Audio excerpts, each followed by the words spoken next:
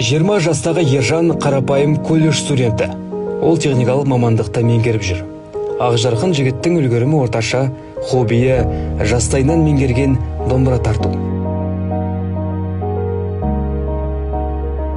Қарапайым отбасынан шыққан қазақ баласының діни білімі жоқ. Дәстүрлі діннің алғышарттарын бұған дейін ауыл ақсақалдарынан естіген. Үлкен қалаға қоныс аударғалы, діни білімді тек ғаламтордан ізденіп жүр. Ержан соңғы жарты жылда қатты өзгерді. Көппен бұрынғыша араласпайды. Домбыраны да қолға алмайды. Студент достардан алшақтағаны қатты сезіледі.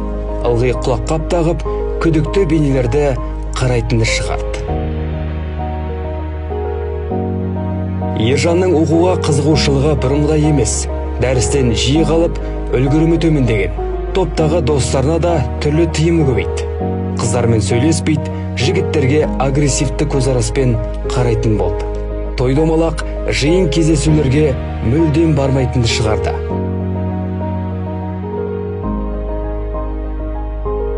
Ауыл баласының киіну стилі өзгерді. Шолақ шалбар, қауқадай сақал қойған байқалады. Ауылдағы туыстармен байланысты үзгенге ұқсайды. Тұрпаты күдікті достары пайда болған. Азан шақырған Ержан есімі өзіне жақпады ма, өзін басқаша атайтын болды. Бірнеше ай бойы дәрістен жиі қалған үшін Ержан оқудан да шеттетілді.